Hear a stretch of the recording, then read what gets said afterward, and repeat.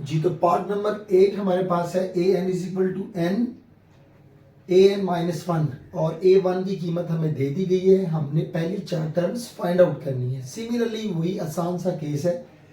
हम यहाँ पर ए वन हमारे पास है तो इसको हम करेंगे, ये हमारे पास जनरल टर्म है। जनरल टर्म में हमने इसको A2 बनाना है, फिर A3, फिर A4। तो इसकी जगह इसके लिए हम क्या करेंगे, हम करेंगे put n is equal to one.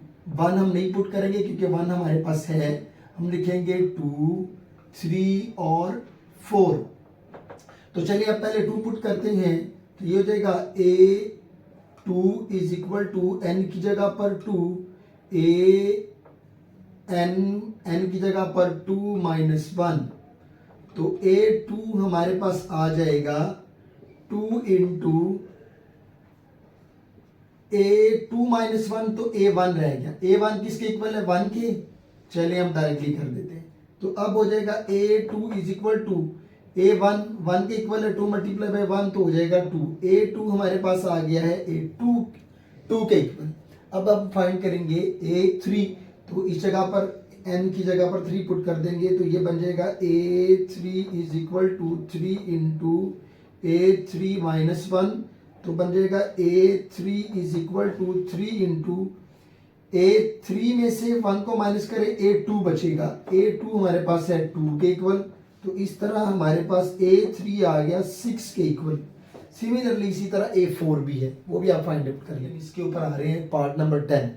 तो ये थोड़ा सा डिफरेंट था, इसलिए मैं इसे कर रहा हूँ कि हमने वही 4 टर्म्स मालूम करनी है। n की जगह पर इसको A1, फिर A2, फिर A3, A4 बनाना है। तो वही हम करेंगे। हम लिखेंगे पुट n की जगह पर 1, फिर 2, फिर 3 और फिर 4 पुट करेंगे। चलिए पहले इसको A1 बनाते हैं। तो A1 बनाएंगे तो n की जगह पर 1 आ जाएगा इधर, और ये 1 ओवर यहाँ पर A, और प्लस में n की जगह पर 1 पुट करेंगे, 1 माइनस 1 और इंटू डी।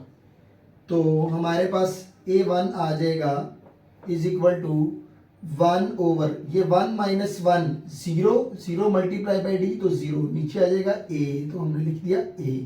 तो A1 आ गया 1 बाई A के इक्वल। अब A2 फाइंड करना है तो n की जगह पर लगाएंगे 2, इसे A2 बनाना है। हम लिखेंगे A2 is equal to 1 by A plus n की जगह पर 2 पुट किया, माइनस 1 इंटू डी। तो A2 हमारे पास आ जाएगा 1 by 2 minus 1, 1 multiply by D, तो 1 ओवर A प्लस डी। ये A2 हमारे पास आ चुका है। अब हम फाइंड आउट करेंगे A3, यानी इसको बनाना है A3। तो इसको A3 बनाने के लिए क्या करेंगे, हम यहाँ n की जगह पर 3 पुट कर देंगे। हम लिखेंगे A3 is equal to 1 by A into, ये लिखा n की जगह पर हम 3 पुट कर रहे हैं, तो यहाँ पर पुट करेंगे 3 माइनस 1 इंटू डी। तो A3 हमारे पास आ जाएगा 1 ओवर A प्लस, ये 3 में से 1 गया, 2 रह गया, तो 2D आ गया हमारे पास। तो अब हमने A3 भी फाइंड कर लिया है। अब करेंगे A4, इसको A4 बनाना है तो n की जगह पर 4 पुट कर देंगे। A4 is equal to 1 over A into plus n की जगह पर 4 पुट किया, माइनस 1 किया और d। तो A4 हमारे पास आ चुका है 1 बाई A प्लस 4 में से 1 गया तो 3 रह गया, साथ में d मल्टीप्लाई हो रहा है, तो ये हमने 4th टर्म फाइंड आउट कर दी है।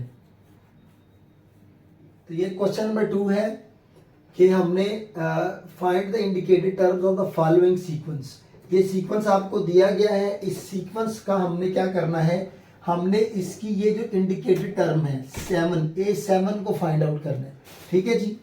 तो ये हमें सीक्वेंस दे दिया गया है, बड़ा ही आसान है। सीक्वेंस के बारे में हमने पढ़ा हुआ है।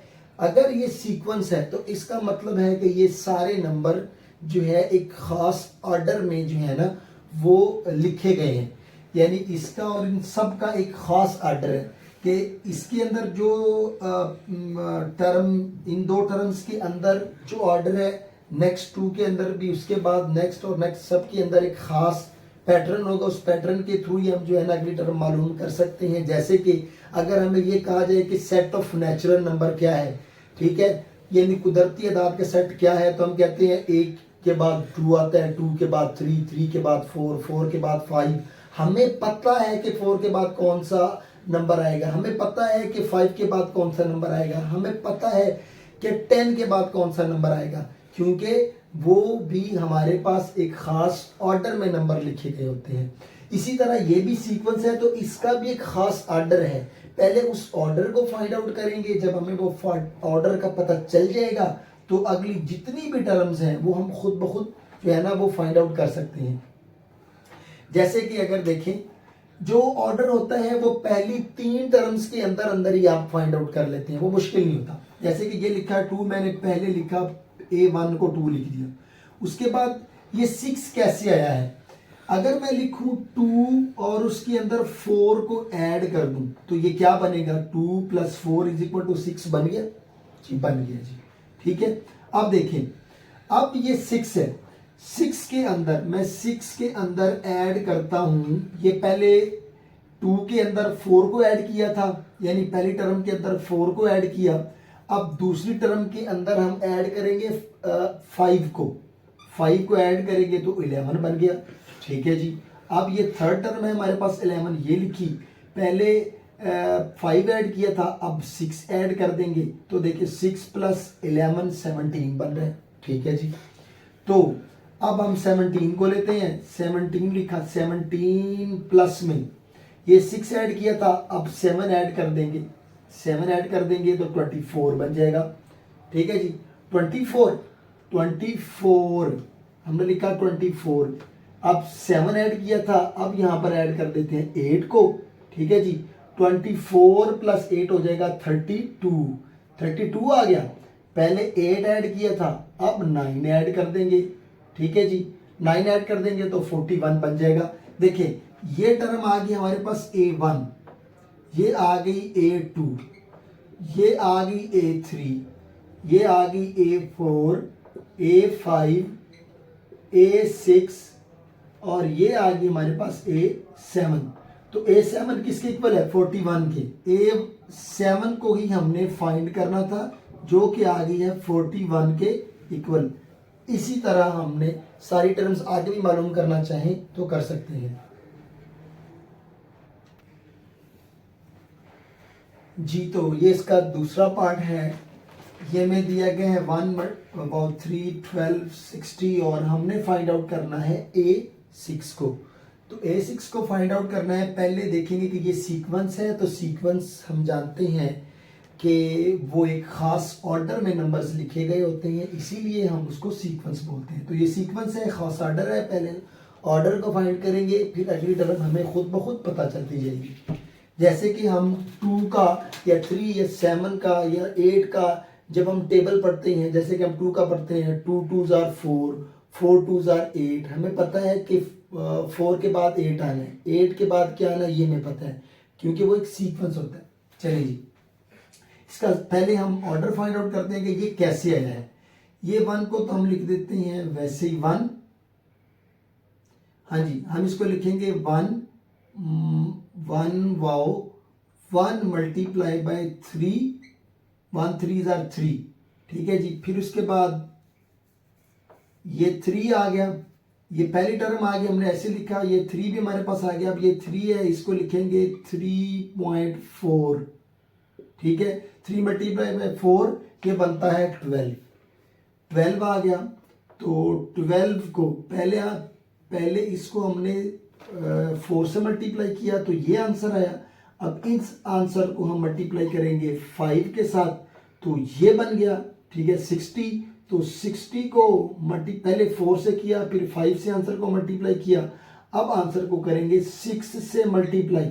अब इन दोनों को मल्टीप्लाई करने से जो आंसर आएगा उसको मल्टीप्लाई करेंगे 7 से। 7 से मल्टीप्लाई ये हो जाएगा 6 मल्टीप्लाई बाय 0 तो हो जाए 6 0 0 6 6 36 360। अब इन दोनों को मल्टीप्लाई करने से जो आंसर आएगा उसको मल्टीप्लाई करेंगे हम 8 के साथ। ये 1 2 3 4 5 6 ये 6 हो चुकी हैं, आगे लिखने की ज़रूरत नहीं है। देखिए हमें ये 1 दिया गया था, हमने ये जो ऑर्डर है ये मालूम कर लिया था कि ये क्या ऑर्डर है। उसके बाद नेक्स्ट टर्म, उससे अगली नेक्स्ट टर्म, जितनी भी टर्म्स हो हम इजीली फाइंड आउट कर सकते हैं।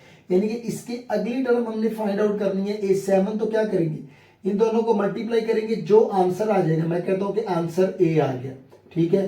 तो आंसर को मल्टीप्लाई करेंगे, पहले 7 से किया था, फिर 8 से कर देंगे, फिर इसके बाद अगली टर्म फाइंड आउट करनी है।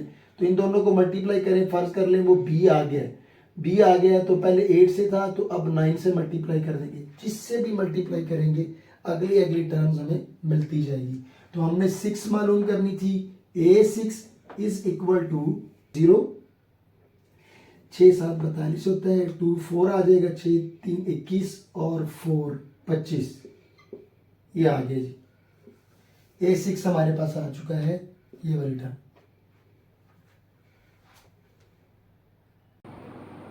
तो जैसे कि ये हमें एक सीक्वेंस दिया गया है और सीक्वेंस में हमने फाइंड आउट करना है, इससे नेक्स्ट जो 2 टर्म्स है वो फाइंड आउट करनी है।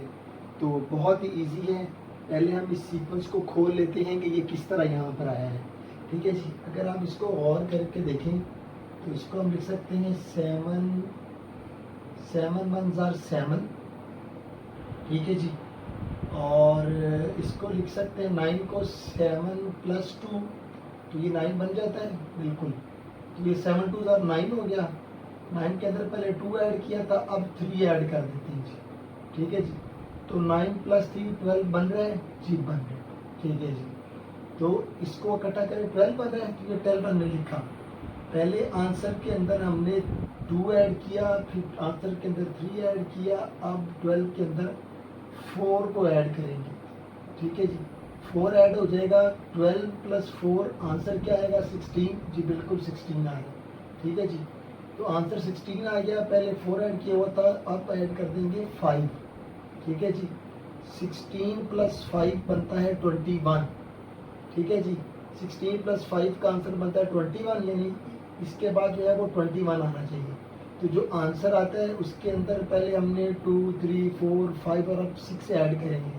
6 ऐड कर देंगे तो क्या बन जाएगा, ये बन जाएगा 27। और इसी तरह हम सारे मालूम कर सकते हैं। तो हमने इससे नेक्स्ट 2 जो है ना वो नंबर फाइंड आउट करने थे, तो वो यही है, एक है 21 और एक है 27। तो नेक्स्ट जो टर्म्स थी हमारे पास वो आ गई 21 और 27, ढाई जी। तो ये हमें नेक्स्ट क्वेश्चन दिया गया है, ये हमारे पास एक सीक्वेंस है, इसकी हमने नेक्स्ट 2 टर्म्स जो है वो फाइंड आउट करनी है। तो बहुत ही इजी है, अगर आप इसको थोड़ा सा गौर करके देखें तो ये हमें सीक्वेंस दिया गया है, इसको हम थोड़ा सा एक्सपेंड करें तो इसको हम लिख सकते हैं 1, ठीक है जी। और अगर इसको देखें तो इसको हम लिख सकते हैं 1 + 2, तो ये 3 बन रहा है, बिल्कुल बन रहा है। 1 और 2 को ऐड करें तो 3 बन रहा है, ये 3 मैंने आंसर लिख दिया, ऐसे 3 लिखा। पहले 2 ऐड किया था आंसर के अंदर, अब ऐड कर देंगे 4, या इसको हम लिखेंगे 2 की पावर 2, 2 की पावर 2 कर देंगे ऐसे, इसको 2 की पावर 1 कर देते हैं। देखिए 2 2 4, 4 + 3 बन जाता है 7, 4 + 3 क्या बनता है 7, तो ये करेक्ट आंसर है, ठीक है जी। 7 आ गया, 7 आंसर है, वो हमने ऐसे लिख दिया 7। पहले 2 की पावर 1 ऐड किया, फिर 2 की पावर 2 ऐड किया, अब 2 की पावर 3 ऐड कर देंगे। 2 की पावर 3 ऐड करेंगे आंसर के अंदर, तो 2 की पावर 3 होता है 8, 8 + 7 15 बन रहा है, यानी कि ये 15 बन रहा है, तो बिल्कुल ठीक है जी। अब हमने पहले आंसर में 2 की पावर 3 ऐड किया था, अब 2 की पावर 4 ऐड कर देते हैं। 2 की पावर 4 ऐड करेंगे तो क्या बनेगा, 2 की पावर 4 कितना होता है, 2 2s are 4, 4 2s are 8, 8 2s are 16, 16 16 + 15 31 बनता है, एग्जैक्टली यही आंसर आ रहा है, तो ठीक है। तो पहले हमने 2 की पावर 4 ऐड किया था आंसर में, अब कर देंगे 2 की पावर 5 ऐड। 2 की पावर 5 को ऐड करेंगे, आप देखिए 2 की पावर 5 क्या होता है, 2 × 2 × 2 × 2 × 2 is equal to 2 2s are 4, 4 2s are 8 8 2s are 16, 16 2s are 32। अब 32 ये बन रहा है 32, तो 32 प्लस 31, 32 प्लस 31 बन जाएगा, ये देखिए 32 प्लस 31 ये हो जाएगा 3, ये हो जाएगा 6, 63, 63 आ गया आंसर। अब इसके अंदर हमने क्या करना है, पहले 2 की पावर 5 ऐड किया था, अब 2 की पावर 6 ऐड कर देंगे। तो 2 की पावर 6 कितना बनता है, इसको मल्टीप्लाई कर दें मजीद 2 के साथ। 2 की पावर 6 का मतलब है 6 टाइम 2, तो ये बन जाएगा 64। तो यहाँ हम ऐड कर देंगे ये 64, क्योंकि 2 की पावर 6 64 बनता है, 64 प्लस 63, ठीक है जी। ये 4 3 7 6 6 1 12 127, 127 आंसर आ गया हमारा। देखिए जी, यहाँ पर हमने ये टर्म्स फाइंड आउट कर ली हैं। हमने नेक्स्ट 2 टर्म फाइंड आउट की, 1 के बाद हमारे पास जो नेक्स्ट 2 टर्म्स थी वो हमने फाइंड आउट कर ली हैं, वो है 63 और 127। तो ये हमने नेक्स्ट 2 टर्म फाइंड आउट कर दी हैं जी। तो ये हमारे पास थर्ड पार्ट है। थर्ड पार्ट में हमने भी फिर वही करना है कि नेक्स्ट 2 टर्म्स फाइंड आउट करनी है। एक बात मैं यहाँ पर वाज़ेह कर दूँ आपको कि जब भी हमने नेक्स्ट टर्म या ये जो हमारे पास सीक्वेंस होता है, सीक्वेंस की नेक्स्ट टर्म हम 3 तरह से मालूम कर सकते हैं। एक तो है कि हम मल्टीप्लिकेशन से, कि किसी भी 2 नंबर को मल्टीप्लाई करें और ये नेक्स्ट टर्म आ जाए, या हम 2 चीज़ों को, 2 टर्म्स को ऐड कर दें तो तीसरी आ जाए, या हम 2 टर्म्स को माइनस करें और तीसरी जो है वो हमारे पास टर्म आ जाए। तो सीक्वेंस को सिर्फ इन 3 तरीक़ों से ही फाइंड आउट किया जाता है, और बहुत कम होता है चौथे नंबर पर कि हम सीक्वेंस को डिवाइडेंस से भी मालूम कर सकते हैं, लेकिन ये बहुत ही रेयर केस होता है। अभी हमने देखना है कि प्लस करने से, माइनस करने से ये आता है तो ठीक है, नहीं आता तो फिर हम इसको मल्टीप्लाई करेंगे, डिवाइड करेंगे जी। तो अगर आप इसको गौर से देखें तो मैं इन 2 नंबर्स को अभी आपको बहुत इजी करके बता रहा हूँ। हम इसको ऐसे भी लिख सकते हैं, ये -1 मल्टीप्लाई बाई 1, और फिर इसको मैं लिख सकता हूँ 1 मल्टीप्लाई बाई 2। देखिए ये 1 जो है, ये 1 मल्टीप्लाई बाई 2 बन रहा है, बन रहा है। उसके बाद देखिए ये 1 जो है ये ऑड नंबर है, इससे अगले वाला ऑड नंबर क्या होगा, 3 ऑड नंबर होगा। पहले मैंने पहले वाले ऑड नंबर को 2 से मल्टीप्लाई किया, या 2 की पावर 1 से मल्टीप्लाई किया। अब दूसरा ऑड नंबर है 3, तो इसको मैं मल्टीप्लाई करूंगा 2 की पावर 2 के साथ। तो ये 2 2 4 बनता है, 4 मल्टीप्लाई बाई 3 12 बन गया जी, बन गया, ये बिल्कुल ठीक है। अब ये ऑड नंबर था, इससे नेक्स्ट ऑड नंबर क्या है, 3 के बाद 5 है, मैंने लिखा 5, और 5 को मैंने मल्टीप्लाई किया ये 2 की पावर 3 के साथ, क्योंकि ये थर्ड ऑड नंबर है, तो मैंने इसको 2 की पावर 3 से मल्टीप्लाई किया। तो 3 2 2 4 4 तो 8 8 5 40 होता है, एग्जैक्टली यही नंबर है, तो ये ठीक जा रहे हैं। अब इसके बाद ये नेक्स्ट ऑड नंबर है 5 के बाद वो होता है 7 जो है ये 4th ऑर्डर नंबर है, तो मैंने इसको 2 की पावर 4 से मल्टीप्लाई किया। इसी तरह 7 के बाद नेक्स्ट ऑड नंबर है 9 जो है ना वो 5th ऑड नंबर है, तो मैंने इसको 2 की पावर 5 से मल्टीप्लाई कर दिया, ठीक है जी। इसी तरह 9 के बाद 11 आता है, 11 जो है वो 6th ऑड नंबर है, तो इसको मैंने 2 की पावर 6 से मल्टीप्लाई किया। हमने 2 नेक्स्ट नंबर फाइंड आउट करने थे, तो वो हमारे पास यहाँ पर ये 2 आ चुके हैं, ये आप देख लें। 2 की पावर 4 मल्टीप्लाई बाई 7 ये आ गया।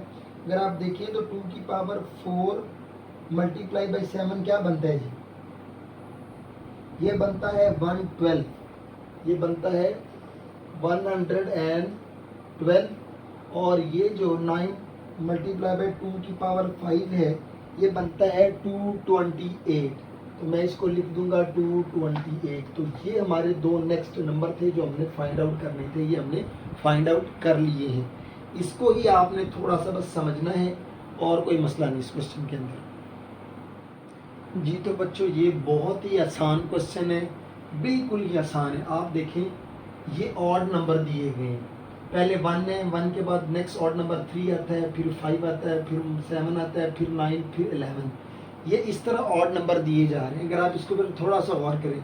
लेकिन देखिए पहला ऑड नंबर जो है वो प्लस के साइन के साथ है, और दूसरा जो ऑड नंबर है वो माइनस के साथ है। उससे नेक्स्ट वाला प्लस, उससे नेक्स्ट वाला minus, plus minus plus minus. तो इसी के साथ अगर आप देखें 11 के बाद जो नेक्स्ट आएगा हमारे पास ऑड नंबर वो आएगा 13, ठीक है, लेकिन आएगा प्लस का, क्योंकि ये माइनस का 11 था। अब 13 के बाद जो नेक्स्ट आता है वो आता है 15, लेकिन वो आता है माइनस का, ठीक है जी, लेकिन वो आएगा माइनस का। तो ये हमारे पास वो दो नेक्स्ट टर्म्स थी, हमने फाइंड आउट कर लिए, बिल्कुल ईजी। और ये एक्सरसाइज होगी अब हमारी ख़त्म। अब हम इंशाल्लाह नेक्स्ट को स्टार्ट करते हैं।